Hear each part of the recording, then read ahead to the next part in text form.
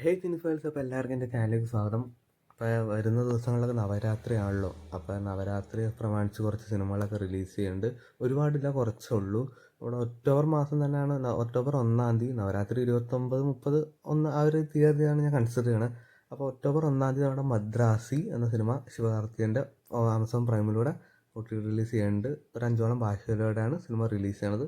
Cinema തിയേറ്ററിലൊരു disaster തന്നെയായിരുന്നു. അടുത്തൊരു update നമ്മുടെ സാഹസം എന്ന സിനിമ 2 ഓഡിയോയിലും മലയാളം തമിഴ് എന്ന ഓഡിയോയിലും ഒക്ടോബർ മാസം 1-ാം തീയതി നമ്മുടെ സൺനെക്സ്റ്റിലൂടെ റിലീസ് ചെയ്യുന്നതായിരുന്നു.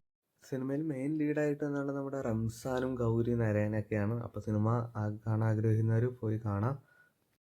ഒക്ടോബർ 1-ാം തീയതി തന്നെ വേറെ സിനിമ ഉണ്ട്, നമ്മുടെ ലിറ്റിൽ ഹാർട്ട്സ് എന്ന് പറഞ്ഞ സിനിമ വിൻ എന്ന പ്ലാറ്റ്ഫോമിൽ കൂടെ ഒക്ടോബർ 1-ാം തീയതി തന്നെ റിലീസ് ചെയ്യുന്നുണ്ട്. അപ്പോൾ ഈ ഒരു 3 ചിത്രങ്ങളാണ് നമ്മുടെ നവരാത്രി പ്രമാണിച്ച് ഒക്ടോബർ 1-ാം തീയതി 3 സിനിമകൾ തന്നെ റിലീസ് ചെയ്യുന്നുണ്ട്. അപ്പോൾ നിങ്ങൾ ഈ സിനിമയ്ക്ക് ഏത് വേണ്ടിയാണ് കാത്തിരിക്കണമെന്ന് ജസ്റ്റ് ഒന്ന് കമൻറ്റ് ചെയ്തേരെ.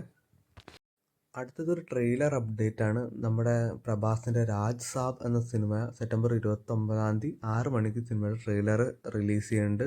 അപ്പോൾ സിനിമ ഒരു ഹൊറർ കോമഡി വിഭാഗത്തിൽ വരുന്ന ഒരു സിനിമയാണ്. എന്തായാലും സിനിമയുടെ ട്രെയിലർ അടിപൊളിയാവട്ടെ.